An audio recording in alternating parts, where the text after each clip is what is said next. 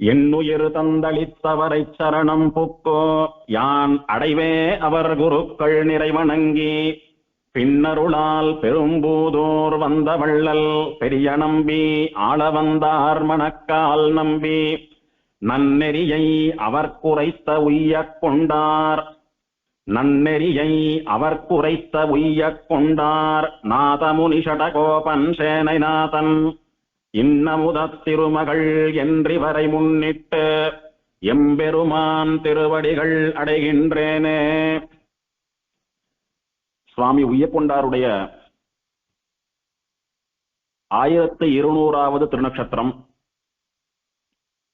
20வது ஷஷ்டியப்த பூர்த்தி மகோத்சவம் நடக்கக்கூடிய பராபவ வருஷம் சித்திரை மாசம் கார்த்திகை நட்சத்திரத்தன்னைக்கு சித்திரையில் கார்த்திகை நாள் சிறக்க வந்தோன் வாழியே என்ற சுவாமியினுடைய வாழி திருநாம வரியின்படி வருகிற ஏப்ரல் 19 ஞாயிற்றுக்கிழமை அன்னைக்கு சம்பவமாகிறது. அன்றைய தினம் எல்லா ஸ்ரீ வைஷ்ணவர்களுக்கும் பூர்வாச்சாரியரான இந்த சுவாமியினுடைய திருநட்சத்திரத்தை நம்மால் இயன்ற அளவிலே அனுஷ்டிப்போம் அப்படின்றதா பிரார்த்திச்சுக்கிறேன்.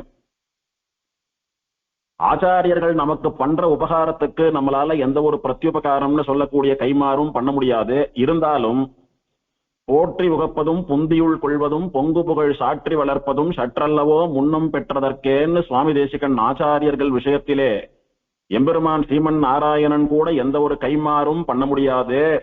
இருந்தாலும் அவளுடைய தனியன சொல்றது, அவளுடைய சரித்திரத்தை கேட்கறது, அவளுடைய பெருமையை லோகத்துல பரப்புறது, அவளுடைய திருநட்சத்திரங்களை அனுஷ்டிக்கிறது, அவளுடைய ஸ்ரீபாதுக ஆராதனம், அவளுடைய ஸ்ரீபாத தீர்த்தம் ஸ்வீகரிக்கிறது, அவளுடைய கிரந்தங்களையும் அவளுடைய உபதேசங்களையும் உலகத்திலே கொண்டு சேர்ப்பது, அதுக்கு முன்னால நாம கடைபிடிப்பது, இதெல்லாம் பண்ணி ஆச்சாரியர்கள் நமக்கு பண்ணின உபகாரத்திற்கு நம்மால் முடிந்த ஒரு கைமாறுன்னு சொல்லலாம்படியா நாம் சத்தை பெறலாம். அது நம்முடைய சொரூபத்துக்கு அனுகுணமானது அப்படின்னு சுவாமி தேசிகன் சாதிக்கிறார். அப்படியாக விசேஷமா பண்ணலன்னாலும் அன்றைய தினம் திருவாராதனத்தின் போது ஏதோ ஒரு இனிப்பு தலிகையை பண்ணி உய்யக்கொண்டாருடைய திருநட்சத்திர விஷயமாக இதை சமர்ப்பிக்கிறேன்னு சொல்லி பெருமாளுக்கு சமர்ப்பித்து சுவாமி உய்யக்கொண்டாருடைய தனியனையோ வாழித்திருநாமத்தையோ அல்லது சுவாமி தேசிகனுடைய இந்த பாசுரத்தையோ சேவித்து அந்த சுவாமியினுடைய அனுகிரகத்தை பரிபூர்ணமாக ஸ்ரீ வைஷ்ணவர்கள் எல்லோரும் பெற வேண்டும் என்பதாக பிரார்த்தித்துக் கொண்டு சுவாமியினுடையதான சரித்திரத்தையும் வைபவத்தையும் அனுபவிக்கப் போகிறோம். நம்முடைய ஓரான் வழி குரு பரம்பரையிலே ஸ்ரீ வைஷ்ணவ ஆச்சாரிய பரம்பரையிலே இந்த சுவாமி 6வது ஆச்சாரியர். முதல்ல பெருமாள், 2வது பிராட்டி, 3வது விஸ்வக்சேனர், 4வது சுவாமி நம்மாழ்வார், 5வது ஸ்ரீமன் நாதமுனிகள், 6வது உய்யக்கொண்டார்னு சொல்லக்கூடிய இந்த சுவாமி. ஸ்ரீமன் நாதமுனிகளுக்கும் மணக்கால் நம்பிக்கும் இடைப்பட்ட ஆச்சாரியர் நம்முடைய ஸ்ரீ வைஷ்ணவ ஓரான் வழி குரு பரம்பரையிலே. இந்த சுவாமியினுடையதான சரித்திரத்தை இப்போது அனுபவிக்கப் போகிறோம். ஸ்ரீவைகுண்டத்திலே எம்பெருமானுக்கு எப்போதும் அத்தானி சேவகம் பண்ணக்கூடிய, நீக்கமில் அடிமை பண்ணக்கூடிய கைங்கரிய பரர்களான நித்தியசூரிகளிலே ஒருவரான ஜெயத் சேனர்னு சொல்லக்கூடிய சுவாமியின் அம்சமாக இந்த உய்யக்கொண்டார்னு சொல்லக்கூடிய ஜெகத் பிரசித்தனான ஆச்சாரியர் கலி தொடங்கி 3928வது வருஷம், அதாவது கிபி 826 ஒரு பராபவ வருஷம் சித்திரை மாசம் சுக்லபக்ஷ பிரதமை திதி புதன்கிழமை கூடிய கிருத்திகா நட்சத்திரத்திலே ஸ்ரீரங்கத்துக்கு அருகே இருக்கக்கூடிய திவ்ய தேசமான திருவெள்ளரைன்னு சொல்லக்கூடிய திவ்யதேசத்திலே பூர்வசிகைன்னு சொல்லக்கூடிய முன்குடுமி அந்தனர் வம்சத்திலே அவதரித்தவர் இந்த ஆச்சாரிய சார்வபௌமர்.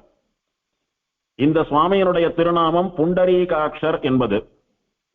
சுவாமிக்கு பெத்தவாயிட்ட திருநாமம் புண்டரீகாட்சர், செந்தாமரை கண்ணன் அப்படின்னு அர்த்தம்.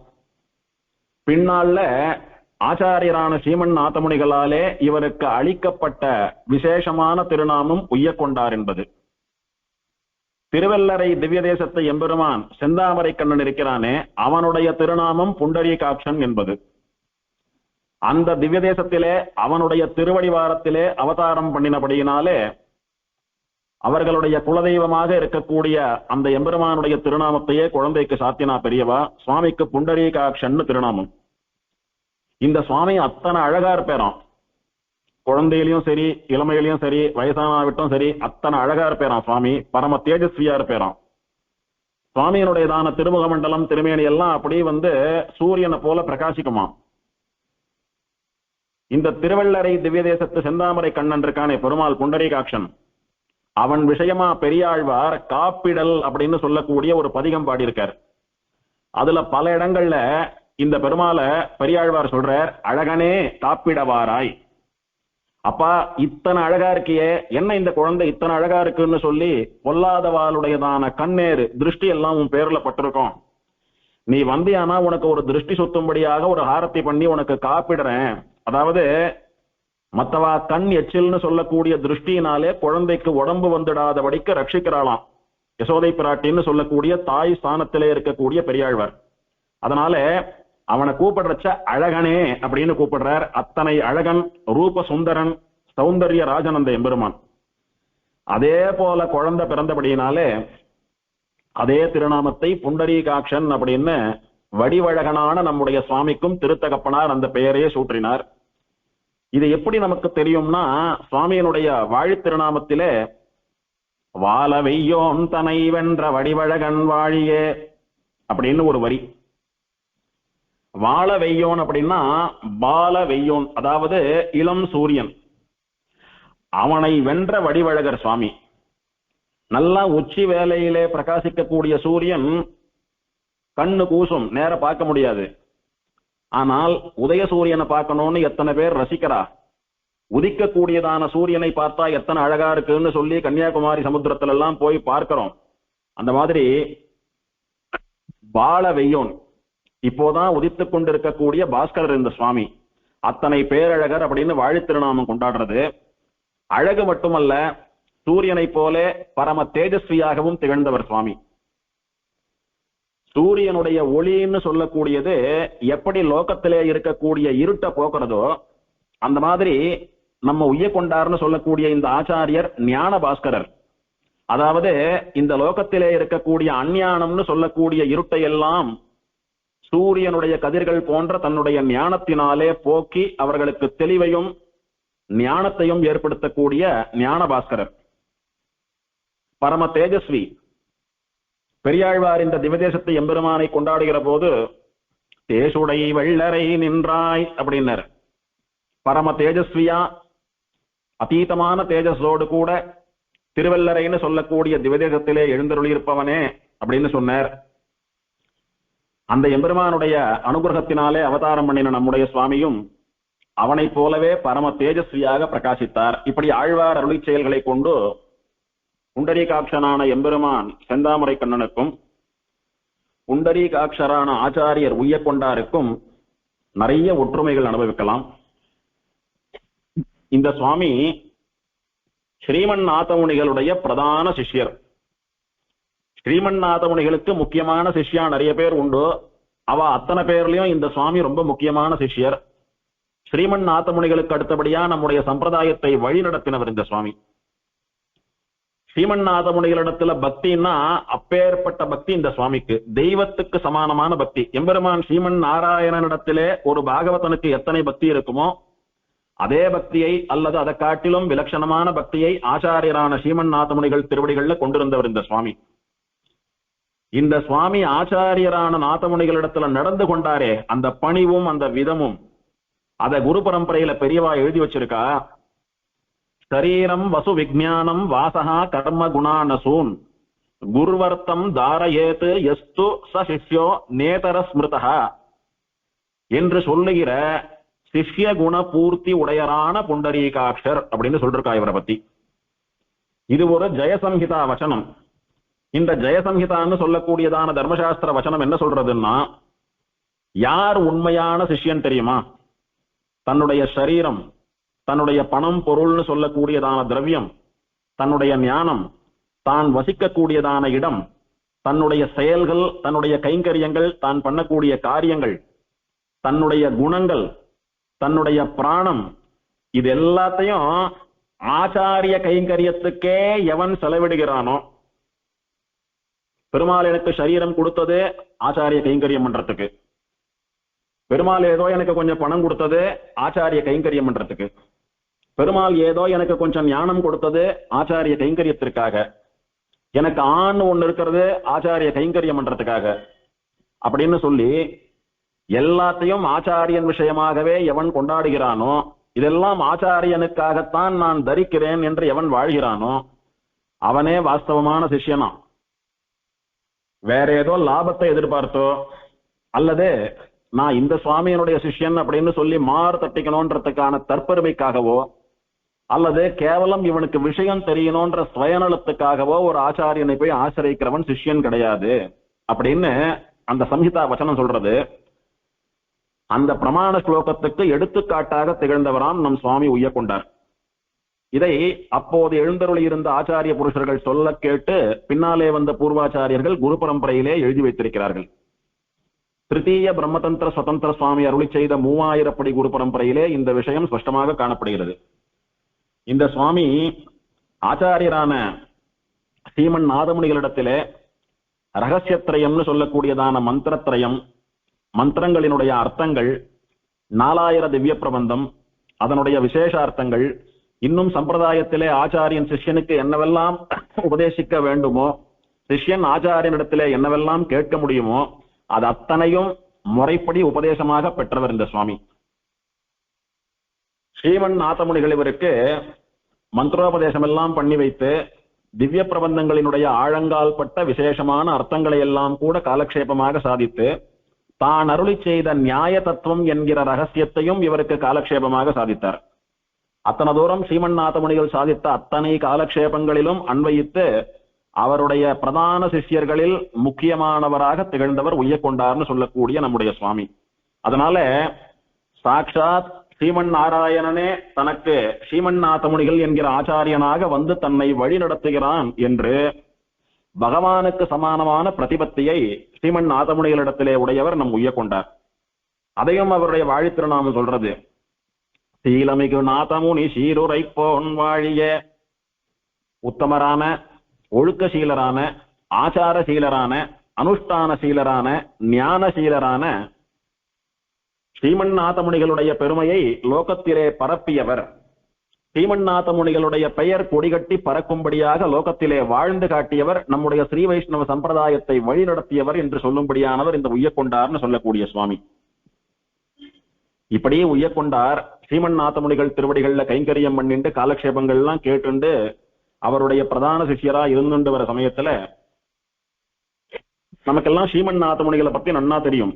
ஸ்ரீமன் நாதமுனிகள் சுவாமி நம்மாழ்வார போன்ற மகா யோகி. அவர் ஆச்சாரியராக இருந்து சமாசிரயணம் பண்றது, சரணாகதி பண்ணி வைக்கிறது, காலக்ஷேபங்கள்லாம் சாதிக்கிறது, கிரந்தங்கள்லாம் எழுதுறது, உபன்யாசங்கள் சாதிக்கிறது, அனுஷ்டானங்கள் பண்றது, இதெல்லாம் போல யோகத்திலும் ஈடுபட்டு எம்பெருமானை அனுபவிக்கக்கூடிய யோகி. ஒரு திருமிழிசை பிரானை போல, ஒரு சுவாமி நம்மாழ்வாரை போல யோகி ஸ்ரீமன் நாதமுனிகள். அப்பப்போ யோகத்துல எழுந்தருளி இருப்பார். எத்தனை நாள், எத்தனை வாரம், எத்தனை மாசம் யோகத்துல எழுந்தருளி இருப்பார்னு கூட சொல்ல முடியாது. அத்தனை ஆழங்கால் பட்ட யோகத்திலே எழுந்தருளி இருக்கக்கூடியவர் ஸ்ரீமன் நாதமுனிகள். அப்படி ஒரு சமயம் ஸ்ரீமன் நாதமுனிகள் யோகத்துல எழுந்தருளி இருக்கார். அந்த நேரம் பார்த்து ஸ்ரீமன் நாதமுனிகளுடைய மாமனார் வங்கீபுரத்து ஆட்சின்னு பேர் அந்த சுவாமிக்கு. அவர் ஒரு பெரிய ஆச்சாரிய சிரேஷ்டர். அவருடைய குமாரத்தியான அரவிந்த பாவை அப்படின்னு சொல்லக்கூடிய அம்மங்காரத்தான் ஸ்ரீமன் நாதமுனிகள் கல்யாணம் பண்ணி கொண்டிருந்தார். அந்த அரவிந்த பாவைன்னு சொல்லக்கூடிய மாமியினுடைய திருத்தகப்பனாருக்கு வங்கீபுரத்து ஆட்சின்னு சொல்லக்கூடிய சுவாமிக்கு பொண்ணை பார்க்கணும்னு ஆசை வந்துடுத்து. மாப்பிள்ளையான ஸ்ரீமன் நாதமுனிகள் யோகத்துல எழுந்தருளி இருக்கார். எப்ப கண் விழிப்பாருன்னு தெரியாது. பொண்ணு பாட்டுக்கு தனியா தானே இருக்க போறா, காரியமா ஒண்ணும் இல்ல, அழைச்சிட்டு வந்து கொஞ்ச நாள் ஆத்துல வச்சுட்டு பொண்ணை பார்க்கலாம் அப்படின்னு சுவாமி திருவுள்ளப்பட்டார். உடனே ஸ்ரீமன் நாதமுனிகளிடத்துல பிரார்த்தித்து என் பொண்ணான அரவிந்த பாவையை ஆத்துக்கு அழிச்சுண்டு வாங்கன்னு சொல்லி ஒரு ஸ்ரீ வைஷ்ணவரை அனுப்பி வைத்தார். உடனே அந்த ஸ்ரீ வைஷ்ணவர் ஸ்ரீமன் நாதமுனிகளுடைய திருமாளிகைக்கு போய் ஸ்ரீமன் நாதமுனிகள் யோகத்துல இருக்கிறத பார்த்துட்டு பக்கத்துல இருக்கிற சிஷ்யால முக்கியமானவரான உய்யக்கொண்டார் இடத்துல வந்து விஷயத்த சொன்னார். ஸ்ரீமன்னாத முனிகளுடைய மாமனார் வங்கீபுரத்தாச்சி சுவாமி அவருடைய திருக்குமாரத்தையான அரவிந்த பாவையை பார்க்கணும்னு ஆசைப்படுறார். ஸ்ரீமன்னாத முனிகளுடைய உத்தரவின்படி அந்த அம்மாவை அனுப்பினா அழிச்சுட்டு போறதுக்காக வந்தேன் அப்படின்னு தகவல் சொன்னார். ஸ்ரீமன்னாத முனிகள் இப்போ யோகத்துல இருக்கார். இந்த சமயத்துல போய் அவர் தொந்தரவு பண்ண முடியாது. எப்பயானும் கண் வீழ்ச்சாரானா விஷயத்த சொல்றேன் அப்படின்னு சொல்லி வந்தவரை வழி அனுப்பி வச்சார் உய்யக்கொண்டார். திடீர்னு ஸ்ரீமன்னாத முனிகள் யோகம் கலைந்து கண் திறந்து பார்த்தார். அப்போ போய் நடந்த விஷயத்தை உய்யக்கொண்டார் அவரிடத்துல சொன்னார். சுவாமி, தேவரையருடைய மாமனார் சுவாமி தேவரையருடைய தேவிகளை அவர் ஆத்துக்கு அழிச்சுண்டு வரும்படியாக நியமனம் அப்படின்னு சொன்னார். உடனே ஒரு க்ஷணம் கூட யோசிக்கலாம் ஸ்ரீமன்னாத முனிகள். அப்படியா புண்டரீகாட்சா, நீதான் தகுந்த வியக்தி, உன்னோட தான் என் ஆம்படியால என் மாமனார் ஆத்துக்கு என் வேட்டாத்துக்கு அனுப்பி வைக்க போறேன், நீ தான் பத்திரமா அவளை அழிச்சுட்டு போய் அவ ஆத்துல விட்டுட்டு வரணும்னு சொல்லி அந்த பொறுப்பை இவரிடத்துல ஒப்படைத்தாராம். ஸ்ரீமன்னாத முனிகளுக்கும் உய்யக்கொண்டாருக்கும் பெருசா ஒன்னும் வயசு வித்தியாசம் எல்லாம் இல்ல. ஸ்ரீமன்னாத முனிகளை விட உய்யக்கொண்டார்னு சொல்லக்கூடியவர் அதிகபட்சம் 4 வயசோ என்னமோ சின்னவர், 2 3 4 வயசோ சின்னவர் தான். அவரை நம்பி தன் தேவிமாரை அனுப்பி வைக்கிறார் அப்படின்னு சொன்னா எத்தனை உத்தமமான ஒழுக்கசீலரா அந்த சுவாமி இருக்கணும்ன்றதுதான் விஷயம். இங்கே அவ்வளவு தூரம் மாமனாராத்து வரைக்கும் அந்த பெண்ணை நம்பி அனுப்பி வைக்கலாம்னா உன்னோட மாத்திரம் தான் அனுப்பி வைப்பேன்னு சொல்லி ஸ்ரீமன்னாத முனிகள் இவள் மேல ஒரு நம்பிக்கை கொண்டிருந்தார். அப்படி ஆச்சாரியனுடைய திருவுள்ளத்திற்கு பாத்திரமா நம்பிக்கை நட்சத்திரமாக திகழ்ந்தவர் இந்த உய்யக்கொண்டார்னு சொல்லக்கூடிய சுவாமி. இன்னும் உய்யக்கொண்டார்னு திருநாமம் வரல இவருக்கு, புண்டரீகாட்சர்னு தான் இப்போதைக்கு திருநாமம். அந்த அளவுக்கு ஆத்மகுண பூர்ணர். எப்படியானா ஸ்ரீமத் ராமாயணத்துல காட்டுல சக்கரவர்த்தி திருமகன் ஸ்ரீராமன் தன்னுடைய தர்மபத்னியான சீதா பிராட்டிக்கு லக்ஷ்மணனை காவலுக்கு வச்சுட்டு போனான். எத்தனை நம்பிக்கையில வச்சுட்டு போனான் காவலுக்கு. அந்த மாதிரி தன்னுடைய தர்மபத்னிக்கு துணையாக இந்த சுவாமியை அனுப்பி வச்சாருன்னு சொன்னா இவருடைய ஆத்மகுண பூர்த்தி அப்படி. லக்ஷ்மணனை போல கைங்கரிய சம்பன்னர் இவர். லக்ஷ்மணன் எப்படி சீதா பிராட்டியனுடைய திருவடியை தவிர அப்படியே நிமிர்ந்து அவ முகத்தை கூட பார்த்ததில்லைன்னு சொன்னானோ அந்த மாதிரி ஆச்சாரிய பத்னியை தன் சொந்த தாயாராக நினைக்கக்கூடிய உத்தமர் இந்த சுவாமி. ஆகையினாலே அவரை நம்பி அனுப்பி வச்சார். உய்யக்கொண்டாரும் அரவிந்த பாவை அம்மங்கார அழிச்சுண்டு போய் வங்கீபுரத்தாட்சி சுவாமி ஆத்துல விட்டுட்டு அந்த சுவாமியை சேவித்து தேவரீர் திருவுள்ளப்படி ஸ்ரீமன்னாத முனிகள் நியமனப்படி அம்மங்கார கொண்டாந்து இங்க விட்டுட்டேன், அடியனுக்கு விடை கொடுக்கணும், அடியன் உத்தரவு வாங்கிக்கிறேன்னு விழுந்து சேவித்தார் அவரை. அவர் சொன்னார், பெருமாள் திருவாராதனம் ஆயின்னு இருக்கு, தீர்த்தமாகும், தீர்த்தம் வாங்கிட்டு அதுக்கப்புறமா போலாம், பிரசாதம் வாங்கிட்டு அதுக்கப்புறமா போலாம் அப்படின்னு சொன்னார். அது சம்பிரதாயம், அது முறை. அப்படி சொன்ன உடனே அங்க இருக்கிறவா சில பேர் என்ன பண்ணிருக்கா, எல்லா இடத்துலயும் பொறாமக்காரா வஞ்சக்கா முக்குறும்பு உடையவர்கள் சில பேர் இருப்பாள் இல்லையோ, விஷமம் பண்றதுக்குன்னே வைஷமியம் பண்றதுக்குன்னே சில பேர் இருப்பா. அவ என்ன பண்ணாலாம், இந்த சுவாமி புரஷிகர், அதாவது முன்குடுமி அந்தனர், இந்த சுவாமியை நாம கோஷ்டியில நிக்க வச்சு தீர்த்தம் கொடுக்கறதெல்லாம் சரியில்லைன்ற மாதிரி விஷமமா ஏதோ ஒரு விஷயத்த சொல்லிட்டார். அவர் தரக்கூடாதுன்ற மாதிரி விஷமமா வைஷமியமா ஏதோ சொல்லிட்டார். சொன்ன உடனே சரி நம்ம பொண்ணு ஐசன் வந்து விட்டுருக்கார், அவரை வெறும் அனுப்ப முடியாது, என்ன பண்றதுன்னு சொன்னால், நேத்து ராத்திரி சாதத்தை ஜலத்துல போட்டு வச்சிருக்கோம், அந்த ராத்திரி எல்லாம் ஜலத்துல ஊறின சாதத்தை வேணா இவருக்கு போடலாம் அப்படின்னு யாரோ சொல்லிருக்கா. சரி அப்படிதான் பண்ணுங்க, வெறும் வயத்தோட போக வேண்டாம் அவர் அப்படின்னு சொல்லியிருக்கார். சரின்னு இந்த சுவாமியை உட்காத்தி வச்சு இலை போட்டு ராத்திரி எல்லாம் ஜலத்துல ஊறின்ற இருந்த பழைய சாதத்தை போட்டிருக்கா. சுவாமி முகம் சுளிக்காம ரொம்ப சந்தோஷமா உவகையோட கூட பூரண மனசோடைய கூட பகவானுடைய பிரசாதமா நினைச்சு அந்த பிரசாதத்தை சாப்பிட்டுட்டு வங்கிபுரத்தாட்சியை விழுந்து சேவிச்சுட்டு, சுவாமி அடியன் சாப்பிட்டேன், ரொம்ப திருப்தி, வயிறு நிறைஞ்சிடுத்து, நான் புறப்படுறேன்னு சொல்லி நியமனம் பெற்றுண்டு வந்தார். ஸ்ரீமன்னாத முனிகள் திருமாளிகைக்கு வந்து சாஷ்டாங்கமா விழுந்து சேவிச்சார் ஸ்ரீமன்னாத முனிகளை. தேவரையருடைய நியமனப்படி ஆச்சாரிய பத்னியை கொண்டு போய் அவ ஆத்துல விட்டுட்டு வந்துட்டேன் அப்படின்னு சொன்னார்.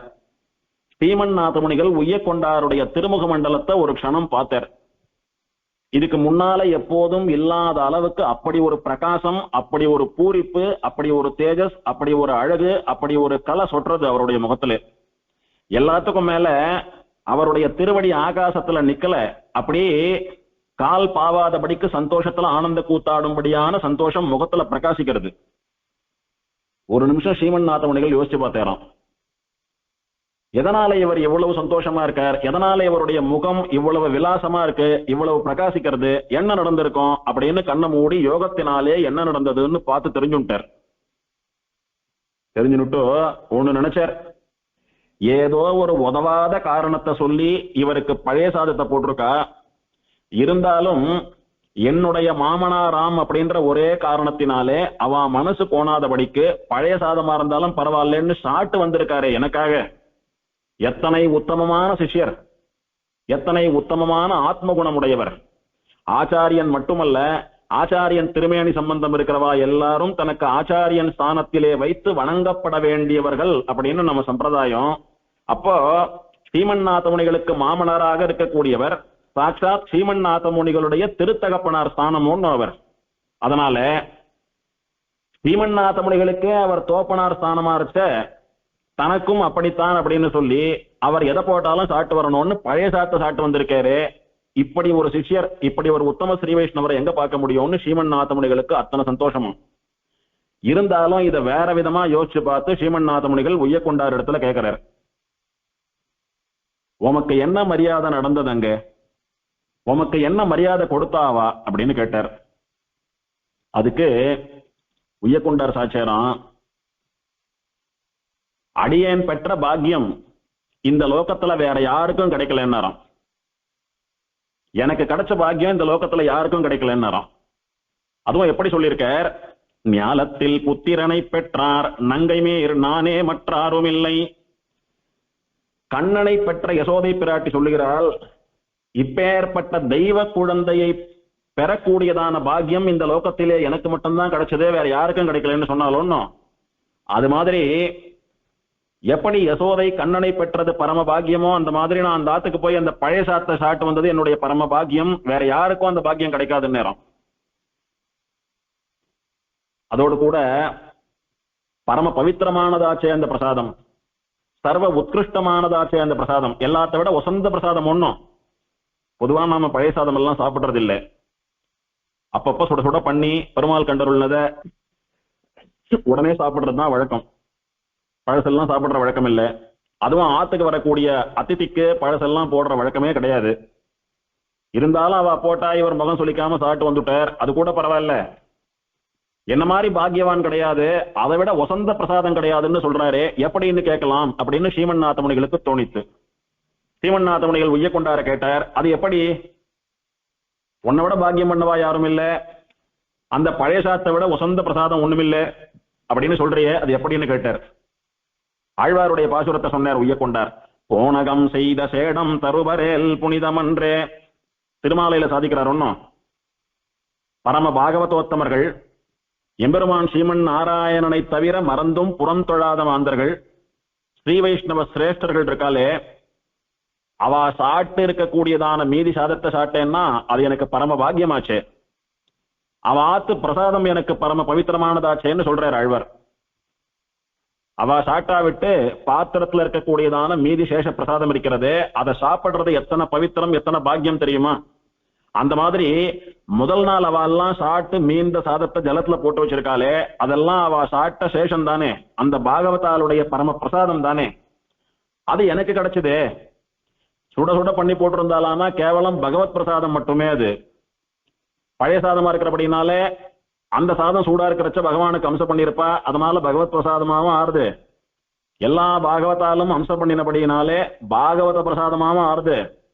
ஸ்ரீமன்னாத முனிகள் இவருடைய ஆச்சாரியர், ஆச்சாரியருடைய திருமேனி சம்பந்தம் இருக்கக்கூடிய மாமனார், அந்த மாதிரி திருத்தகப்பனார் ஸ்தானத்தில் இருக்கிற பெரியவாளுடைய பிரசாதமாகவும் ஆகிறது அப்படின்னு திருவுள்ளம் பத்தினாராம் இவர். இப்படி பல காரணங்கள்னால இது உசத்தி. போனகம் செய்த சேடம் தருவரேல் புனிதமன்னே, பாகவதா சாட்ட மிச்சத்தை கொடுத்தாலானா அது பரம பவித்திரமானதாச்சே, அப்படிதான் எனக்கு இது கிடைச்சது. அதுவும் இல்லாமல் தது உச்சிஷ்டம் சுபாவனம் அப்படின்னு ஒரு பிரமாணம் உண்டு. பாகவதால் சாட்ட மீறி இருக்கிறதே அது ரொம்ப பவித்திரமானது அப்படின்னு அந்த பிரமாணம் சொல்றது. நாராயணைக நிஷ்டகா, எம்பெருமான் ஸ்ரீமன் நாராயணனையே சேவிக்கக்கூடிய ஸ்ரீ வைஷ்ணவர்கள் இருக்காலே, அவ சாதாரணமா கொடுக்கிற ஜலம் கூட பெருமாள் தீர்த்தத்துக்கு சமானம். அவ சாட்டு மிகுந்த பாத்திரத்துல இருக்கிற பிரசாதம் பரம பாவனம், பெருமாளுடைய பிரசாதத்துக்கு சமானமானது அது. அவளுடைய வார்த்தைகள் ஒன்னொன்னும் மந்திரம் போலே. அவ பரம பவித்திரமானவா அப்படின்னு விககேந்திர சம்ஹிதைன்னு சொல்லக்கூடிய ஒரு சம்ஹிதா வச்சனம் சொல்றது. அந்த வச்சனத்தின்படி தத் உச்சிஷ்டம் சுபாவனம், பாகவதாளுடையதான பிரசாதம் பரம பவித்திரமானது. அப்பேற்பட்ட என்னுடைய ஆச்சாரியனை சேர்ந்தவர்களுடைய பிரசாதம் அன்னம் எனக்கு பரம போக்கியம் சுவாமி. இது யாருக்கானும் கிடைக்குமா? எனக்கு கிடைச்சது, அதனாலதான் இத்தனை சந்தோஷத்தோட இத்தனை பூரிப்போட இருக்கேன்னு சொன்னேராம். கலக்கமில்லாத தெளிந்த தண்ணீரிலே வைத்த நல்லதோர் சோற்றை ஆட்சி நியமனத்தாலே அடியேன் ஸ்வீகரிக்கும்படி பெற்ற பேரு அப்படின்னாராம். பரம பவித்திரமான கணத்து ஜலம், அந்த ஜலத்துல வடிச்ச சாதத்தை, கலங்கள் இல்லாத தூய சாதத்தை போட்டு ஊற வச்சிருக்கா. அந்த பிரசாதத்தை வங்கீபுரத்து ஆட்சியினுடைய நியமனத்தினாலே அடியேன் ஸ்வீகரித்தேன். இதை விட என்ன பாக்கியம் இருக்க முடியும்? இதுவே பரம பாக்கியம்னு சொன்னாராம். ஸ்ரீமன்னாத முனிகள் அப்படி சந்தோஷப்பட்டார், உச்சி குளிர்ந்து போயிட்டார். சிஷ்யரை ரொம்பவும் உகந்தார்.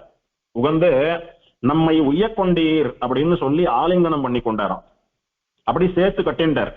எப்படி சக்கரவர்த்தி திருமகனை சீதா பிராட்டி சேர்த்து கட்டின்றாலே, ஹனுமானை ஸ்ரீராமன் சேர்த்து கட்டின்றானே, அந்த மாதிரி சிஷ்யரான உய்யக்கொண்டாரை ஆச்சாரியரான ஸ்ரீமன்னாத முனிகள் அப்படி சேர்த்து கட்டின்றார். ஆச்சாரியனுடைய திருவடி சம்பந்தம் எல்லாருக்கும் கிடைக்கும். ஆச்சாரியனுடைய திருமேனியை ஸ்பர்சிக்க கூடிய, ஆச்சாரியன் திருமேனியை சேர்த்து ஆலிங்கனம் பண்ணி கொண்டு அனுபவிக்க கூடியதான பரம பாக்கியம் கிடைத்த ஒரே ஆச்சாரியர் நம்முடைய குரு பரம்பரையிலே சுவாமி உய்யக்கொண்டார் தான். நம்மை உய்யக்கொண்டீர் அப்படின்னா நான் உஜ்ஜீவிக்கும்படியாக ஆனீர். உம்ம சிஷ்யரா பெற்றதுல எனக்கு அத்தனை சந்தோஷம். ஸ்ரீமன்னாத முனிகளுடைய சிஷ்யன் நான் அப்படின்னு சொல்லிக்கிறது உமக்கு வேணா பெருமையா இருக்கலாம். ஆனா இப்போ நீர் நடந்துட்ட இந்த விதம், உம்முடையதான இந்த ஆச்சாரிய பக்தி, உம்முடையதான இந்த வார்த்தைகள், உம்முடையதான இந்த மனோபாவம் உய்யக்கொண்டாரை சிஷ்யனாக அடைவதற்கு ஸ்ரீமன்னாத முனிகள் கொடுத்து வைத்தார்னு சொல்லும்படியாக என்னை உய்யக்கொண்டீரே. வளர்த்ததனால் பயன் பெற்றேன் வருகவென்று மடக்கிளியை கைகூப்பி வணங்கினாலே. இப்படி ஒரு சிஷ்ய லட்சண பூர்த்தியை உடைய உம்மை சிஷ்யனா அடையறதுக்கு நான் தான் கொடுத்து வச்சிருக்கணும். என் பேரை காப்பாத்திட்டீர், என் பேரை அப்படியே பிரகாசிக்க பண்ணிட்டீர், நான் சொன்ன அர்த்தங்களை எல்லாம் நன்னா கடைபிடிக்கிறீர், நம்மை உய்யக்கொண்டீர் அப்படின்னு சொல்லி சேர்த்து கட்டுட்டார். இப்பேற்பட்ட உம்முடைய ஆச்சாரிய பக்திக்கு நான் தரக்கூடியதான பாரிதோஷிகம், பரிசு ஒன்னும் கிடையாது. உத்தமமான உம்முடைய மனசுக்கு என்னால என்ன பரிசு தர முடியும்? உமக்கு என்னால தரக்கூடிய பரிசு ஒண்ணு மட்டும் உண்டு. அந்த பரிசு நிச்சயம் உமக்கு சந்தோஷத்தை கொடுக்கும், இப்பவே தரேன்னு சொல்லி அவர் அப்படியே கீழே மண்டியிட்டு அமர சொன்னார். உய்யக்கொண்டாரும் கைகளை கூப்பிக் கொண்டு மண்டியிட்டு கொண்டு அப்படியே அமர்ந்தார். ஆச்சாரியரான ஸ்ரீமன்னாத முனிகள் தம்முடைய 2 திருவடிகளையும் அப்படியே எடுத்து உய்யக்கொண்டாருடைய திருமுடியிலே ஷடாரி சாதிப்பது போல அப்படியே 2 திருவடிகளால வைத்து அழுத்தி அனுகிரகம் பண்ணலாம். எவ்வளவு பெரிய பாக்கியம்! நினைச்சு பார்க்கறச்சையே உடம்பெல்லாம் மெய் சிலிர்க்கிறது. அப்படியே நாம எல்லாரும் ஆச்சாரிய திருவடி சம்பந்தம் உள்ளவா. ஆச்சாரியனுடைய ஸ்ரீபாத தீர்த்தம் கிடைக்கிறதுன்னா எத்தனை உற்சாகமா போய் வாங்கிக்கிறோம். பெருமாள் தீர்த்தத்தை விட எத்தனை ஆச்சரியமா, எத்தனை ஸ்ரத்தையா போய் ஆச்சாரிய ஸ்ரீபாத தீர்த்தத்தை வாங்கிக்கிறோம். ஆச்சாரியனுடைய பாதுகா ஆராதனத்தை எத்தனை பக்தி ஸ்ரத்தையா பண்றோம். ஆச்சாரியனுடைய பாதுகையை ஏல பண்ணிக்கிறச்ச எத்தனை துவர காட்டுறோம். ஆச்சாரியனுடைய திருநட்சத்திரத்தின் போதோ திருவாராதனத்தன்னைக்கோ ஆச்சாரியனுடைய ஸ்ரீபாதுகைக்கு ஆராதனம் பண்ணிட்டு அந்த ஸ்ரீபாதுகைகளை எடுத்து கண்களிலே ஒற்றிக்கொண்டு மார்பிலே தரித்து தலையில வைத்து சடாரி போல சாதித்துக் கொள்ளுகிறோமே, அப்போ எத்தனை ஒரு புலகாங்கிதம் ஏற்படுறது நம்ம ஒருத்தருக்கும். அதுவே அப்படின்னா இவர் பிரார்த்திக்காமலே ஆச்சாரியனே இவரை கூட்டு வலிய அவருடைய 2 திருவடிகளை அவர் வாழற காலத்திலேயே இவர் தலையில வைத்து ஆசீர்வாதம் பண்றார். அப்படின்னா அந்த பாக்கியம் வேறு யாருக்கு கிடைக்கும்? அப்படி ஆச்சாரியனுடைய உத்தமாங்கம்னு சொல்லக்கூடியதான திருவடிகளை தன் சிரசிலே அலங்காரம் போலே சாதித்துக் கொண்டவர் இந்த ஆச்சாரியர். இதுக்கு மேல ஒரு ஆச்சாரியனால ஒரு சிஷ்யனுக்கு வசந்த பரிசு தர முடியாது. அப்படி சாதிச்சுட்டு ஸ்ரீமன்னாத முனிகள் உய்யக்கொண்டார பார்த்து இப்போ உமக்கு சந்தோஷமான்னு கேட்டார். உய்யக்கொண்டார் சொன்னார், கோலமாம் என் சென்னிக்கு உன் கமலமன்ன குறைகழலே அப்படின்னு சுவாமி நம்மாழ்வார் பிரார்த்தித்தார். அதை அடியேன் பெற்றேன் அப்படின்னாராம். நம்மாழ்வார் எம்பெருமான் கண்ணனை நினைத்து உருகி உருகி ஏங்கிக் கொண்டிருக்கிறார். இத்தனை கூப்பிடுறனே, இத்தனை கதறனே, இத்தனை வேண்டனே, நீ வரமாட்டேன்றியே அப்படின்னு புலம்பின் இருக்கார், அழுதுன்னு இருக்கார், உருகிறார். இத்தனை நான் உருகி நீ வரலன்னாலும் பரவாயில்ல, உன்னுடைய திருவடிகள் தான் என்னுடைய தலைக்கு அலங்காரம். தாமரை போல இருக்கக்கூடிய உன்னுடைய திருவடிகள் இருக்க, 2 திருவடிகள், அதுதான் என்னுடைய தலைக்கு அலங்காரம்னு சொல்லும்படியா உன்னுடையதான திருவடிகளை என் தலையிலே நான் தாங்குகிறேன் அப்படின்னு. பெருமாள் வரலன்னாலும் பரவாயில்ல, அவனுடைய திருவடிகளை என் தலையால தாங்குறேன்னு சொல்லி ஆசைப்பட்டார். அதுக்காகவாவது நீ வந்து உன்னுடைய திருவடிகளை என்னுடைய தலையிலே வைத்தருள வேணும் அப்படின்றது ஆசை ஆழ்வாருக்கு. அது நடக்கல. ஆழ்வார் பிரார்த்தித்தார், அடியேன் பெற்றேன் அப்படின்னா. ஆழ்வார் பிரார்த்திச்சார், ஆனா கிடைக்கல, அடியனுக்கு கிடைச்சுடுத்து. அங்க ஆழ்வார் பிரார்த்தித்தார், கிடைக்கல, இங்க இவர் பிரார்த்திக்கவே இல்லை, கிடைச்சது. இப்படி உத்தமமான ஒரு ஆச்சாரியனுடைய திருவடிகளை தலையிலே தரிக்கக்கூடியதான பாக்கியம் அடியனுக்கு கிடைத்ததேன்னு சொல்லி அத்தனை சந்தோஷப்பட்டேராம். நடக்கிற ஒரு விஷயங்களையும் நன்னா யோசிச்சு பார்த்துட்டே வாங்கோ.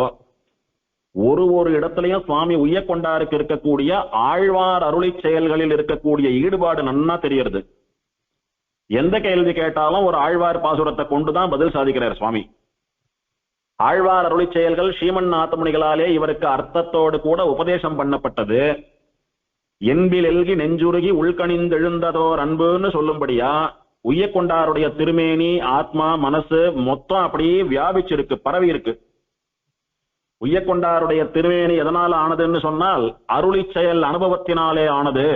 அருளி செயல் அனுபவம் ஆழ்வார் பாசுரங்களிலே ஆழங்கால் படுதல்னு சொல்லக்கூடியதான உத்தம குணம் ஒரு வடிவு கொண்டு வந்தால் அதுதான் சுவாமி உய்யக்கொண்டார்னு சொல்லும்படியாக அவருடைய அருளி செயல் ஆழம், அவருடைய அருளி செயல் ஈடுபாடு, அவருடைய அருளி செயல் தாகம், அவருடைய அருளி செயல் ஞானம் இருந்தது. அப்படி ஆழ்வார் அருளி செயல்களை கொண்டே போதுபோக்கியவர். நம் சுவாமி தேசிகன் சாதித்தது போல 4000 அடியோங்கள் வாழ்வே என்று வாழ்ந்தவர் சுவாமி உய்யக்கொண்டார்னு புரியுறது நமக்கு. இதெல்லாம் வச்சு பார்க்கறச்ச உய்யக்கொண்டாருடைய உத்தமமான ஆச்சாரிய பக்தியும் அவருக்கு ஆழ்வார் அருளி செயல்களிலே உள்ள பாண்டித்யமும் ஊற்றமும் நன்னா தெரியறது நமக்கு. இதெல்லாம் நமக்கு பாடம். நாம ஆச்சாரியால் இடத்துல எப்படி நடந்துக்கணும், அருளி செயல் நமக்கு வாழ்க்கையோட எப்படி ஒன்றி போனோம்னு சொல்லக்கூடியதான உபதேசங்கள் உய்யக்கொண்டார் சரித்திரத்திலேருந்து நமக்கு பாடம். இந்த விஷயமெல்லாம் நடந்துட்டு இருக்கு. ஸ்ரீமன் நாதமுனிகளை சுத்தி இருக்கிற மற்ற சிஷ்யாலாம் இதை பார்த்துட்டு இருக்கா. அவெல்லாம் மனசுல நினைச்சுட்டாலாம், இது என்ன ஆச்சரியம், இந்த நாதமுனிகளுக்கு பெருமாள் படியும் இந்த புண்டரீகாட்சருக்கு பிராட்டி படியும் ஒத்திருந்ததே. அதாவது ஸ்ரீமன் நாதமுனிகள் புண்டரீகாட்சர்னு சொல்லக்கூடிய உய்யக்கொண்டார் இவளுடைய உறவு எப்படி இருக்குன்னா பெருமாள் பிராட்டிய போல உறவா இருக்கான். பெருமாளும் பிராட்டியும் வசந்தவா, உத்தமமானவா. ஆனா ஒருத்தருக்கு ஒருத்தர் கீழ்ப்படிந்திருக்கணும்ன்றதுக்காக பிராட்டியானவள் எம்பெருமானுக்கு கீழ்ப்படிந்திருக்காள் ஒன்னும், எல்லாத்துலயும் எம்பெருமான அனுசரிச்சு நடக்கிறாள் ஒன்னும், எம்பெருமானுடைய திருவுள்ளம் உணர்ந்தது எப்படி நடக்கிறாள் ஒன்னும். அந்த மாதிரி ஆச்சாரியரான ஸ்ரீமன்னாதமுனிகளுடைய திருவுள்ளத்தை உணர்ந்து அவர் திருவுள்ளம் உகக்கும்படியாக காரியம் பண்ணக்கூடியவரா இருக்காரு. இவாளை பார்த்தா ஆச்சாரிய சிஷ்யால் போல தெரியல, சாட்சாத் பெருமாளும் பிராட்டியும் மாதிரி இருக்கேன்னு சொல்லி அத்தனை சந்தோஷப்பட்டாலாம் எல்லாம். அந்த சந்தோஷத்தோடைய கூட மற்ற சிஷ்யாலாம் ஸ்ரீமன்னாதமுனிகளை வந்து அப்படியே கோஷ்டியா விழுந்து சேவிச்சாலாம். சேவிச்சுட்டு, சுவாமி உம்ம திருவாக்கால நம்மை உய்யக்கொண்டீரோ அப்படின்னு ஒரு வார்த்தை கேட்டங்களே, கேட்கறச்ச எங்களுக்கெல்லாம் புலகாங்கிதமா மயிர் கூச்சலிட்டது, உணர்ச்சி பெருக்கு அதிகமா போயிடுது எங்களுக்கெல்லாம். எங்களையே அந்த மாதிரி கூட்ட மாதிரி இருக்கு. அப்படி அவரை கூட்டது ரொம்ப பொருந்தும், ரொம்ப தகும்.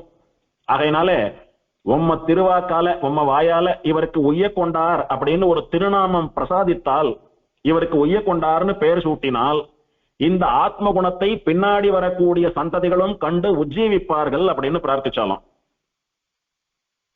இந்த சுவாமியினுடைய சரித்திரத்தை பார்க்கிற போது இவருக்கு ஊர் பெருமாளான புண்டரீகாட்சனுடைய திருநாமத்தை வச்சிருக்கான்னு தெரியறது. புண்டரீகாட்சர்னு சொல்லப்பட்ட இந்த சுவாமிக்கு ஏன் உய்யக்கொண்டார்னு பெயர் வந்தது அப்படின்னு பின்னாடி வரவா கேட்பா. ஆச்சாரியனே இவரை பார்த்து எம்மை உய்ய கொண்டீரோ அப்படின்னு கேட்டார். அந்த அளவுக்கு ஆத்ம குணங்களோடு ஆச்சாரிய பக்தியோடு இவர் வாழ்ந்தார்னு சொல்லணுமோன்னு. அப்படி சொல்றச்ச கேட்கிறவாளுடைய கண்கள்ல ஜலம் பெருகுமா, மனசு அப்படி கரையுமா. அவ நினைப்பாலாம் நாமளும் இந்த சுவாமியை போல ஆத்ம குணத்தோட ஆச்சாரிய பக்தியோட இருக்க வேணும்னு ஆசைப்படுவாளாம். அப்படி ஆசைப்பட்டு ஒருவேளை அவளுக்கு அந்த ஆத்ம குணமும் ஆச்சாரிய பக்தியும் வந்துடுத்தோம்னா அவ நிச்சயம் மோட்சத்துக்கு போவா, கடை தேருவா, உஜ்ஜீவிப்பா. ஆகையினாலே இந்த நிகழ்ச்சி ஏதோ இன்னைக்கு நாம 4 பேருக்குள்ள நடந்த நிகழ்ச்சியா இருக்கக்கூடாது, பலரையும் கடை தேற்றக்கூடிய வைபவமா வரலாற்று சிறப்புமிக்க ஒரு சம்பவமாக அமைய வேணும். ஆகையினால உம்முடைய திருவாயால இவருக்கு உய்ய கொண்டார்னு திருநாமம் சூட்டணும்னு பிரார்த்திச்சாலாம். ஸ்ரீமன்னாத முனிகளும் அப்படியே ஆறுதுன்னு சொல்லி இனிமேல் இவருக்கு உய்ய கொண்டார்னு திருநாமம்னு சாத்துட்டார். அதுல இருந்து புண்டரீகாட்சர் உய்ய கொண்டாராக ஆனார்.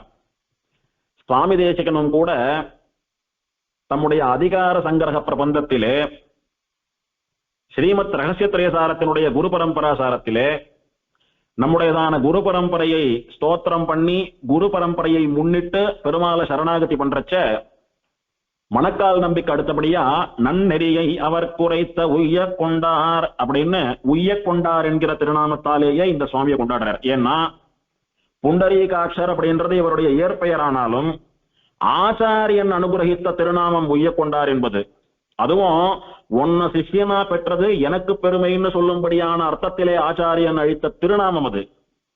அப்படி வசந்த திருநாமத்தை கொண்டே இந்த ஆச்சாரியனை கொண்டாடுகிறார் சுவாமி தேசிகன். நன்னெறியை உத்தமமான நம்முடைய ஸ்ரீ வைஷ்ணவ சம்பிரதாயத்தை அவருக்கு உரைத்த, யாருக்கு? இதுக்கு முன்னாடி சொல்லப்பட்ட மணக்கால் நம்பிக்கு உரைத்த உய்ய கொண்டார். ஸ்ரீமன்னாத முனிகள் வசந்த ஸ்ரீ வைஷ்ணவ தர்மத்தை, விசிஷ்டாத்வைத சித்தாந்தத்தை, மோட்ச மார்க்கத்தை, பிரபத்தி நெறியை உய்ய கொண்டாருக்கு உபதேசித்தார். அது அத்தனையும் மணக்கால் நம்பிக்கு உய்ய கொண்டார் உபதேசித்தார். அது அத்தனையும் மணக்கால் நம்பி ஆளவந்தாருக்கு உபதேசித்து ஆளவந்தார்ல இருந்து ராமானுஜர் சுவாமி தேசிகன் வழியா அப்படி சம்பிரதாயம் இன்னைக்கு வரைக்கும் வந்துட்டு இருக்கு அப்படின்னு சொல்லக்கூடியதான வைபவம் உய்ய கொண்டாருடைய வைபவம்.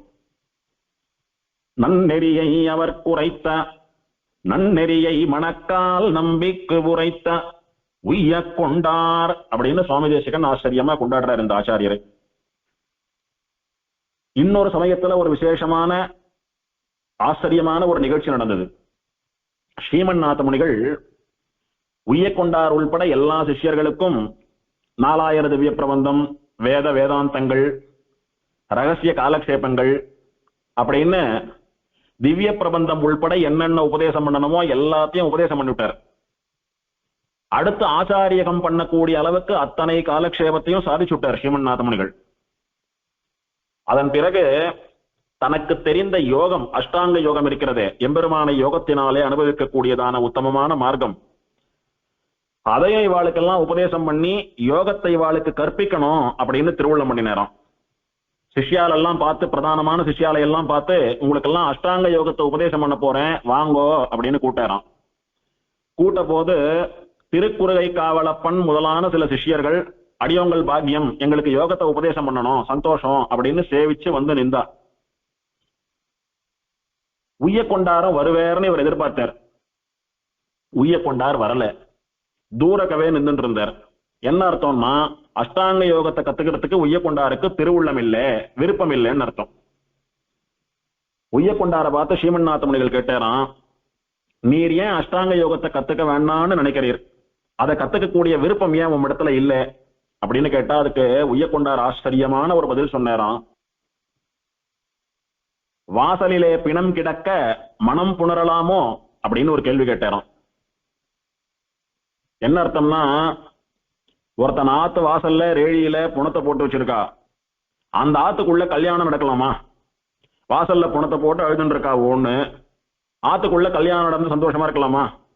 அந்த மாதிரி இந்த லோகத்துல இருக்கக்கூடிய ஜனங்கள்லாம் சம்சார சாகரம்னு சொல்லக்கூடிய துயரத்துல அழுதுன்னு இருக்கா. அப்படி இருக்கிறச்ச நான் ஒருத்தன் மட்டும் யோகத்துல பெருமாள் அனுபவிச்சுட்டு மோட்சம் போறது சரியில்லை, எனக்கு பிடிக்கல அப்படின்னார். உய்ய கொண்டார் இந்த லோகத்தையே தன்னுடைய வீடா, தன்னுடைய ஆமா பாக்குறார். யாரோ சம்சாரத்துல மாட்டின்னு கஷ்டப்பட்டா இவருக்கு என்ன சுவாமி? இவர் யோகத்தை கத்துண்டு எம்பெருமான் அனுபவிச்சுட்டு மோட்சத்துக்கு போலாமோன்னு. ஆனா இவர் சாதாரண சிஷ்யர் அல்ல, நம்ம போல உலகத்தை உய்விப்பதற்காக வந்து தோன்றிய ஆச்சாரியர் இவர். அதனாலே இந்த லோகமே என்னுடைய ஆம் போலே, என்னுடைய அகம் போலே. எங்க ஆம் இந்த லோகம். இதுல இருக்கிற ஜனங்கள்லாம் எனக்கு உறவுக்காரா. அவ எல்லாரையும் அவளுடைய துக்கமான சம்சாரத்திலேருந்து மீட்டு அவளை எல்லாம் எம்பெருமானுடைய திருவடிகளை அடைவிப்பதாகிற கரை சேர்க்க வேண்டிய கர்த்தவியம் கடமனேக்கு உண்டு.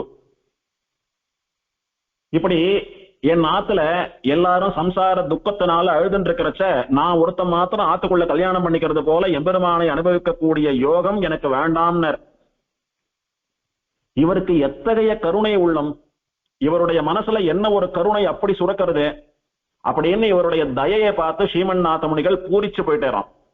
இரண்டாவது முறையா, முதல் முறையா இவருடைய ஆச்சாரிய பக்தியையும் இவருடைய பாகவத பிரதிபத்தியையும் இவருடைய வினயத்தையும் பார்த்து எம்மை உய்ய கொண்டீரோ, நம்மை உய்ய கொண்டீரே அப்படின்னு சொல்லி சேர்த்து ஆலிங்கனம் பண்ணிட்டு உய்ய கொண்டார்னு திருநாமம் கொடுத்திருக்காரு.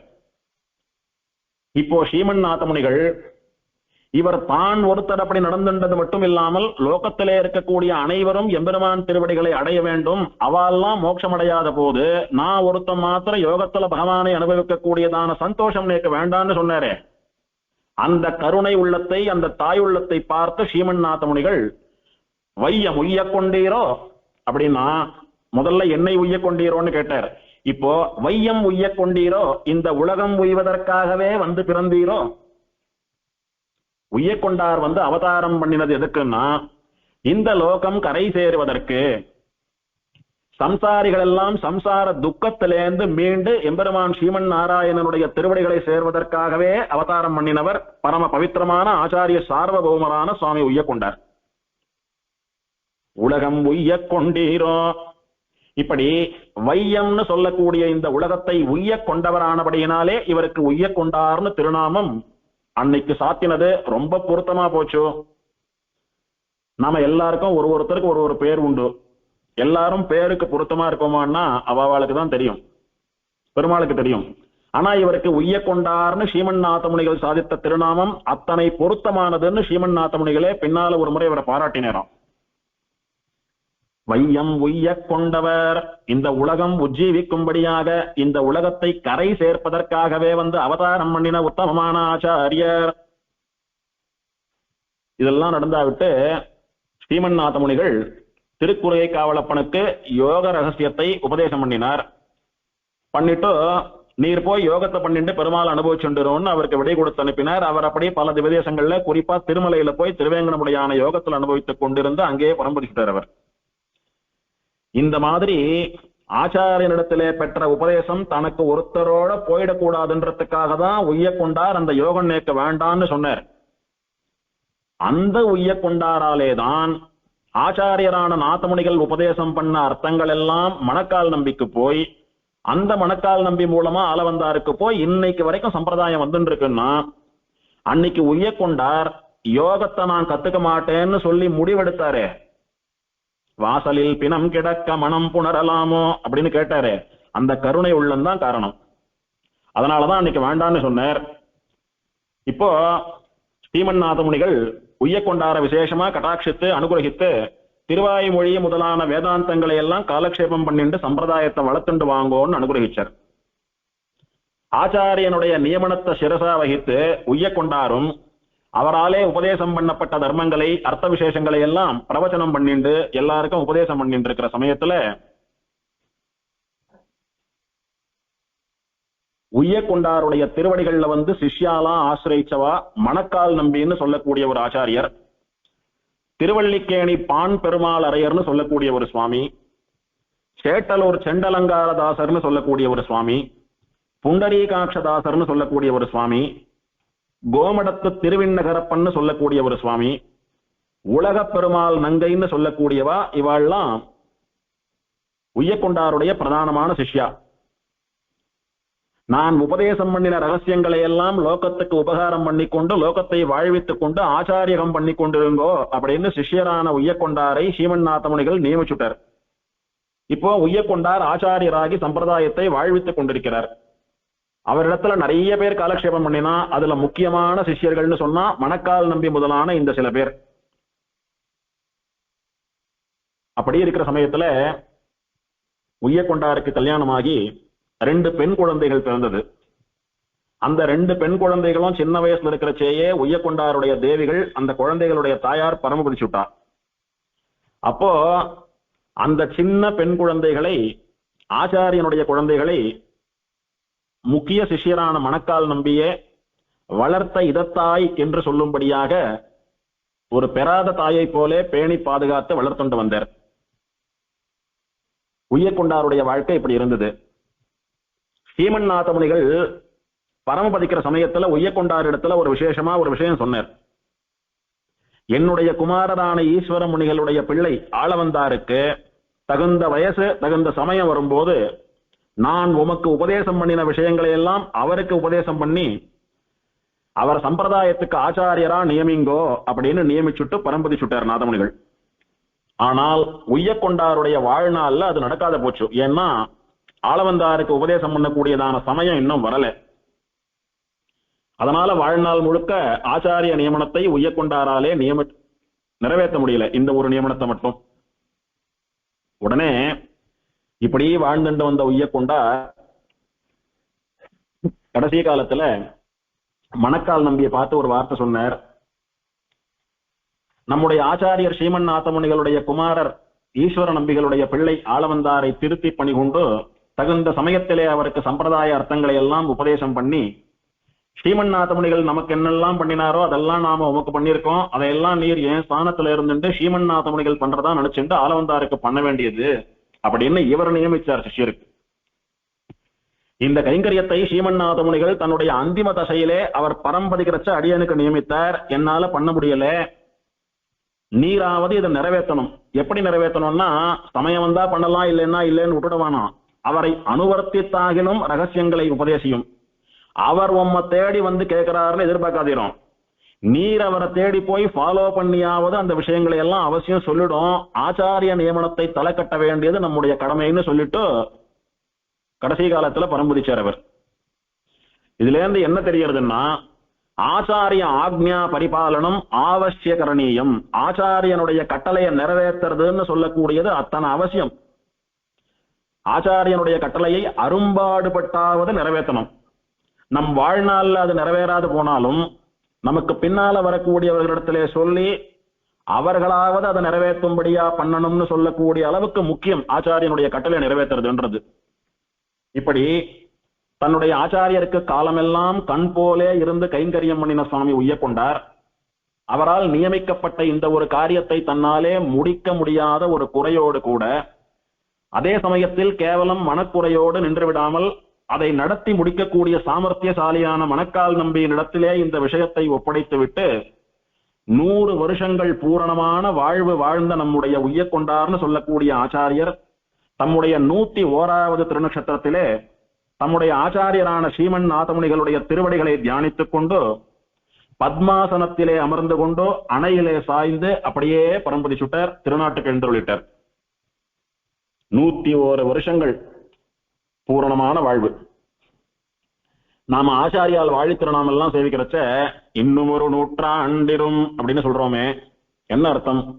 சுவாமி தேவரீர் இன்னும் ஒரு நூற்றாண்டு இருந்து அனுகிரகம் பண்ணணும், சம்பிரதாயத்தை ரட்சிக்கணும்னு அர்த்தம். இது எல்லா ஆச்சாரியர்களுக்கும் சொல்றோம். ஆனா இந்த சுவாமி விஷயத்துல இது அத்தனை அன்வர்த்தம், அத்தனை சத்தியம். ஏன்னா ஏற்கனவே ஒரு நூற்றாண்டு இருந்திருக்காரு இந்த சுவாமி. ஒரு நூற்றாண்டு இருந்தவாளை பார்த்துதான் இன்னொரு நூற்றாண்டிரும்னு சொல்ல முடியும். அந்த மாதிரி இந்த சுவாமி இன்னொரு நூற்றாண்டிரும்னு சொல்லும்படியான அன்வர்த்தமான ஆச்சாரிய சிரேஷ்டர். இவர் பரம்பதிச்ச போது இவருடைய சிஷ்யர்களான மணக்கால் நம்பி உள்ளிட்ட அத்தனை பிரதான சிஷ்யர்களும் வேறற்ற மரம் போலே அசக்தர்களா துக்கித்து துடித்து வாடி போனா, வதங்கி போனா. இனி நம்மை அனுகிரகிக்கக்கூடிய ஆச்சாரியன் இல்லையே, இதுவரைக்கும் நம்மை அனுகிரகித்து வாழ்வித்துக் கொண்டிருந்த நம்முடைய ஆச்சாரியன் உய்யக்கொண்டார் பரமபதிச்சு விட்டாரே அப்படின்னு எல்லாரும் சோகத்திலே மூழ்கினா. சோகத்திலேயே மூழ்கி இருந்தா ஆச்சாரிய கைங்கரியம் நடக்க வேண்டாமா? உடனே மணக்கால் நம்பி மனசை தேத்தின்ட்டு பிரம்மமேத சம்ஸ்காரத்தாலே ஆச்சாரியரான உய்யக்கொண்டாருடைய திருமேனிக்கு அந்திம சம்ஸ்காரங்களை எல்லாம் பண்ணி வைத்து பண்ண வேண்டிய கிருத்தியங்களை எல்லாம் பண்ணி ஆச்சாரியருடைய கைங்கரியத்தை பறக்க நடத்தினார். இந்த ஆச்சாரியரான உய்யக்கொண்டாரை நம் சுவாமி தேசிகன் குரு பரம்பரா சாரத்திலே தமிழ் பாசுரத்தினாலே கொண்டாடினது மட்டுமல்லாமல் தம்முடைய ஸ்தோத்திர கிரந்தமான யதிராஜ சப்தத்திலும் ஒரு ஸ்தோத்திரம் பண்ணிருக்கார் இவர் விஷயமா. நமஸ்யாமி அரவிந்தாட்சம் நாதபாவே வியவஸ்திதம் சுத்த சத்வமயம் சௌரேர் அவதாரமிவாபரம் அப்படின்ற ஸ்லோகம். ஸ்ரீமன் நாராயணனே ஆச்சாரியர்களா அவதாரம் பண்ணி வேதாந்த சாஸ்திரத்தை லோகத்துல உபதேசம் பண்ணி எல்லாரையும் மோட்சத்துக்கு அனுப்புறான் அப்படின்னு சாஸ்திரம் சொல்றது. அந்த சாஸ்திரத்தின்படி பெருமாள் கண்ணனே உய்யக்கொண்டாராக வந்து அவதாரம் பண்ணியிருக்கானாம். பெருமாளே உய்யக்கொண்டாரா வந்து அவதாரம் பண்ணான்னு சொன்னா போதாதா? அது என்ன பெருமாள் கண்ணன்? நமஸ்யாமி அரவிந்தாட்சம் சௌரேகே அப்படின்னு கண்ணனை குறிப்பிடுறாரு. எதுக்காக அப்படின்னா திருவள்ளரை திவ்ய தேசத்தை எம்பெருமானுடைய பெயரை தான் இவருக்கு சூட்டினான். திருவள்ளரை திவ்ய தேசத்தை எம்பெருமான் புண்டரீகாட்சன், செந்தாமரை கண்ணன், கிருஷ்ணன் அவன். அந்த கண்ணனுடைய மறு அவதாரம் இவர். அந்த கண்ணனே உய்யக்கொண்டாரா அவதாரம் பண்ணியிருக்கான்னு சுவாமி தேசிகனுடையதான திருவுள்ளம். உய்யக்கொண்டாரை கண்ணனாகவே நினைத்து இந்த ஸ்லோகத்திலே அனுபவிக்கிறார் சுவாமி. சிலையடை வாக்கியங்கள், அதாவது இந்த ஸ்லோகத்திலே சொல்லப்பட்ட அத்தனையும் கண்ணனுக்கும் பொருந்தும், உய்யக்கொண்டாருக்கும் பொருந்தும். நமஸ்யாமி நான் நமகா என்று சொல்லி சேவிக்கிறேன். யாரை? அரவிந்தாட்சம், அரவிந்தாட்சனை சேவிக்கிறேன். அப்படின்னா புண்டரீகாட்சனை சேவிக்கிறேன். செந்தாமரை கண்ணனை சேவிக்கிறேன். யாரு செந்தாமரை கண்ணன்? இங்கே திருவள்ளரை எம்பெருமான் கண்ணன் இருக்கிறானே அவன் செந்தாமரை கண்ணன். அவனுக்கு புண்டரீகாட்சன், அரவிந்தாட்சன் பேரு. அதாவது அரவிந்தம் போன்ற அக்ஷத்தை உடையவன், தாமரை மலர் போன்ற அழகிய கண்களை உடையவன். தாமரை மலர் போன்ற அழகிய கண்களை உடையவன் என்கிற காரணத்தினாலே அவனுக்கு அரவிந்தாட்சன் பேரு. உய்யக்கொண்டாருக்கோ பேரே அரவிந்தாட்சன், அதாவது புண்டரீகாட்சன் திருநாமம். அவன் கண்ணு தாமரை ஆட்டமா இருக்கு, இவருக்கு தாமரை கண்ணன்னே பேரு. அதனால அரவிந்தாட்சம் அப்படின்றது கண்ணனையும் குறிக்கும், இந்த உய்யக்கொண்டாரையும் குறிக்கும். புண்டரீகாட்சன் சொல்லக்கூடிய கண்ணனுடைய அவதாரம் இருக்கிறதே அது சுத்த சத்வமயமானது. அவன் மனுஷன் அல்ல, யாதவன் அல்ல, தேரோட்டி அல்ல, அரசன் அல்ல. எந்த கர்ம சம்பந்தமும் இல்லாமல் பரம பவித்திரமான ஸ்ரீவைகுண்டத்திலே இருக்கிறது போன்ற திவ்யமங்கல விக்கிரகம் கண்ணனுடையது. அதே மாதிரி உய்யக்கொண்டார்னு சொல்லக்கூடிய இந்த புண்டரீகாட்சரும் இந்த ஆச்சாரியரும் சுத்த சாத்விகி, அதாவது ரஜோகுணமோ தமோ குணமோ கொஞ்சம் கூட இல்லாதவர், பரம சாத்விகி. கண்ணனுடைய திருமேனி சுத்த சாத்வீகமான திருமேனி, சுத்த சத்துவமயமானது. இவரும் சுத்த சாத்விகி, சுத்த சத்துவமயமானவர்.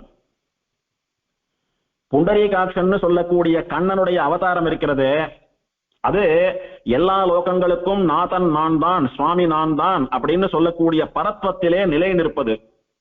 கிருஷ்ணாவதாரத்துல பெருமாள் தூதனாக வந்தாலும் இடையனாக வந்தாலும் எப்படி வந்தாலும் சரி, எல்லா லோகங்களுக்கும் நானே சுவாமின்னு சொல்லக்கூடிய பரத்வம் அவனிடத்திலே பொலியதான் நின்னான். அதுபோல நானே நாதன் அப்படின்னு கண்ணன் இருந்தானே, அந்த மாதிரி ஸ்ரீமன் நாதமுனிகளே எனக்கு எப்போதும் தெய்வம்னு சொல்லக்கூடியதான நிலையிலே இருந்தவர் இந்த புண்டரீகாட்சர்னு சொல்லக்கூடிய உய்யக்கொண்டார். அப்படி பகவான் கண்ணனை போன்ற அவதார புருஷரான புண்டரீகாட்சர்னு சொல்லக்கூடிய உய்யக்கொண்டாரை நான் வணங்குகிறேன் அப்படின்னு சுவாமி தேசிகனுடையதான யதிராஜ சப்ததி ஸ்லோகம். உய்யக்கொண்டார் ஸ்ரீமன் நாதமுனிகள் என்ன கட்டளையிட்டாரோ என்ன நியமித்தாரோ அதன்படியே வாழ்நாள் முழுக்க நடந்துட்டார். ஆச்சாரிய கைங்கரியம் பண்றதுல இவர் யாருக்கு சமானம் அப்படின்னா, காட்டுல 14 வருஷம் சக்கரவர்த்தி திருமகன் ஸ்ரீராமனுக்கு கைங்கரியம் பண்ணினானே இளைய பெருமாள், அவனுக்கு சமானம். ஸ்ரீராமன் வாயை திறந்து லக்ஷ்மணா இதை பண்ணுன்னு சொன்னாதான் லக்ஷ்மணன் பண்ணுவான்றது கிடையாது. அவன் மனசுல என்ன இருக்குன்னு தெரிஞ்சுட்டே அதை விட சிறப்பா பண்ணி முடிக்கக்கூடியவன் லக்ஷ்மணன். அந்த மாதிரி ஸ்ரீமன்னாத முனிகளுடைய திருவுள்ளத்துல என்ன குறிப்புன்னு தெரிஞ்சுட்டு காரியம் பண்ணுவேறான். ஸ்ரீமன்னாத முனிகள் இதை பண்ணுன்னு சொன்னாதான் பண்ணுவேர்னு கிடையாது. ஸ்ரீமன்னாத முனிகள் காலக்ஷேபம் சாதிக்கிறச்ச நம்முடைய சித்தாந்த விஷயங்கள்னு என்னவெல்லாம் உபதேசித்தாரோ அது கொஞ்சமும் மாத்தாம ஆச்சாரியன் சொன்ன அதே விஷயத்தை சிஷ்யரான மணக்கால் நம்பிக்கை உபதேசித்த கிளிப்பிள்ளை இவர். சொன்னதை சொல்லுமாம் கிளிப்பிள்ளைன்னு சொல்றது போல எதையும் தான் தோன்றித்தனமாக மாத்தி சொல்லாமல் சத் சம்பிரதாயப்படி ஆச்சாரியன் என்ன உபதேசித்தாரோ அதை ஒரு அக்ஷரம் மாத்தாமல் சாதித்த உத்தமர் இந்த சுவாமி. அது ஆச்சாரியாளுடையதான ஒரு பிராமாணிகமான உத்தமமான குணம். ஸ்ரீமன் நாதமுனிகள் இவருக்கு உபதேசம் பண்ணின திருமந்திரம்னு சொல்லக்கூடிய அஷ்டாட்சரம், துவயமகாமந்திரம், சரமஸ்லோகம் இதையெல்லாம் மணக்கால் நம்பிக்கை உபதேசம் பண்ணி அவர் மூலமா பரம்பரையா ரகசிய பரம்பரையிலே இன்னைக்கு நமக்கு வரைக்கும் கிடைக்கும்படியாக பண்ணின உத்தம ஆச்சாரியர் இவர். இதை இவருடைய வாழித்திருநாமம் சொல்றது, நாலிரண்டும் ஐயைந்தும் நமக்குரைத்தான் வாழியே. நாலிரண்டுன்னா 4 2 8 8 அக்ஷரங்களாலே ஆன திருமந்திரம். ஐந்துன்னா 5 5 25 25 அக்ஷரங்கள் கொண்ட துவயமகாமந்திரம். 4 2ன்னு சொல்லக்கூடிய அஷ்டாட்சர மந்திரம் என்ன, 5 சொல்லக்கூடிய துவயமகாமந்திரம் என்ன, இது ரெண்டுத்தையும் நமக்கு வரைக்கும் வரும்படியாக உபதேசம் பண்ணினவர் இந்த சுவாமி. அவர் வாழ்க. 4 உட்பொருளை நடத்தினான் வாழியே. 4 8 32 அக்ஷரங்கள் கொண்டது ஸ்ரீகிருஷ்ண சரமஸ்லோகம். அதனுடைய விசேஷார்த்தத்தை வாழ்ந்து காட்டினார். சரணாகதி தர்மத்தை அனுஷ்டித்து காட்டினார். பலர் சரணாகதி அனுஷ்டிக்கும்படியாக பண்ணினார். சரணாகதி தர்மத்தின்படி வாழ்ந்தே காட்டினார். கண்ணன் மனுஷனாக அவதாரம் பண்ண போதும் கூட கண்ணனுடைய திருமேனியிலே ரஜோகுணம் தமோகுணம் கலக்காமல் இருந்தது போல இவர் மனுஷராக வந்து அவதாரம் பண்ணின போதும் கூட இவருடைய திருமேனி சுத்த சத்துவமயமாகவே இருந்தது, அப்ராக்கிருதமாகவே இருந்ததுன்னு சொல்லக்கூடியது இவருடைய பெருமை. உய்யக்கொண்டார் தன்னுடைய வைராக்கியத்தினாலே, மனசு திடத்தினாலே, ரஜோகுணம் இல்லாமல் தமோகுணம் இல்லாமல் இந்த குணங்களாலே ஏற்படக்கூடியதான காமமோ கோபமோ பேராசையோ மோகமோ திமிரோ பொறாமையோ எதுவும் இல்லாதவர். பரம சாத்வீகியான புலனடக்கம், பொறுமை, கருணை முதலிய வசந்த குணங்களோடு கூட தூய சாத்வீகராகவே எழுந்தருளிருந்தவர். அதனால பகவான் கண்ணனை போலவே வசந்தவராக இருக்கும் இந்த புண்டரீகாட்சர் அரவிந்தாட்சர்னு சொல்லக்கூடிய உய்யக்கொண்டாரை அடியேன் சேவிக்கிறேன்னு சுவாமி தேசிகன் இவரை கொண்டாடுறார். ஸ்ரீமன் நாதமுனிகள் உய்யக்கொண்டாருக்கு உபதேசம் பண்ணின திவ்ய பிரபந்தம் முதலான ரகசியங்களை எல்லாம் அடுத்த தலைமுறைக்கு கொண்டு சேர்த்து இன்னைக்கு நமக்கு வரைக்கும் திவ்ய பிரபந்தம் கிடைக்கும்படியாக அனுகிரகம் பண்ணினவர் உய்யக்கொண்டார். ஆச்சாரியரான திருவுள்ளத்தை நிறைவேற்றும்படியா மணக்கால் நம்பி மூலமா ஆலவந்தாரை நம்முடைய சம்பிரதாயத்திற்கு அடுத்த ஆச்சாரியராக நியமித்தவர் உய்யக்கொண்டார். ஆண்டாளுடைய திருப்பாவைக்கு 2 தனியன் சொல்றோமே தமிழ் தனியன்கள், அந்த 2ம் உய்யக்கொண்டார் பண்ணின தனியன்கள். அன்னவயல் புதுவை ஆண்டாள்னு ஆரம்பிக்கிற தனியனும், சூடி கொடுத்த சுடற்கொடியேன்னு ஆரம்பிக்கிற தனியனும் உய்யக்கொண்டார் அருளி செய்த தனியன்கள். அந்த அளவுக்கு ஆழ்வார்கள் அருளி செயல்கள்ல குறிப்பா திருப்பாவையில அத்தனை கௌரவம் உய்யக்கொண்டாருக்கு. இந்த ஆச்சாரிய சார்வபௌமரான உய்யக்கொண்டாருடையதான சந்நிதி அவருடைய அவதார ஸ்தலமான திருவள்ளரை திவதேசத்திலே தாயார் சன்னதிக்கு முன்னாலே இருக்கு. தாயார் சேவிக்க போறச்ச தாயாருக்கு வலது புறத்திலே நமக்கு இடது புறத்திலே ஒரு ஓரத்துல எல்லா ஆச்சாரியாருடைய சன்னதியும் இருக்கும். அங்கே நம்முடைய உய்யக்கொண்டார் சன்னதியும் உண்டு. அடியவர்கள் சென்று சேவித்து அவருடைய அனுகிரகத்தை பெற்றுக்கொள்ள வேணும். வர 19/4/2026 ஞாயிற்றுக்கிழமை அன்னைக்கு சுவாமியினுடைய 1200வது திருநட்சத்திரம் வரபடியினாலே அடியவர்கள் எல்லோரும் பக்தி ஸ்ரத்தையோடு முடிஞ்ச ரீதியில ஆச்சாரியனுடைய தனியனையும் வாழித்திருநாமத்தையும் சேவித்து இந்த உற்சவத்தை விசேஷமா லோகமெங்கும் கொண்டாடும்படியாக பிரார்த்தித்துக் கொண்டு அமைகிறேன். கடைசியா சுவாமியினுடையதான வாழித்திருநாமத்தை சேவித்துக் கொள்கிறேன். எந்தாதை நாதமுனியினையடியோன் வாழியே, ஏறாரும் சித்திரையில் கார்த்திகையான் வாழியே, நந்தாமல் நாதமுனி நலம் புகழ்வோன் வாழியே, 4 5 நன்றளித்தான் வாழியே, செந்தாதார் வெள்ளரையில் சிறக்க வந்தோன் வாழியே, சேம மணக்கால் நம்பிக்கு அருள் புரிந்தோன் வாழியே, சிந்தாமல் தரிசனத்தை விளங்குவித்தான் வாழியே, தேசுரும் உய்யக்கொண்டார் சேவடிகள் வாழியே. சுவாமி உய்யக்கொண்டார் திருவடிகளே சரணம். எம்பெருமானார் சீரார் தூப்புள் திருவேங்கடமுடையான் திருவடிகளே சரணம்.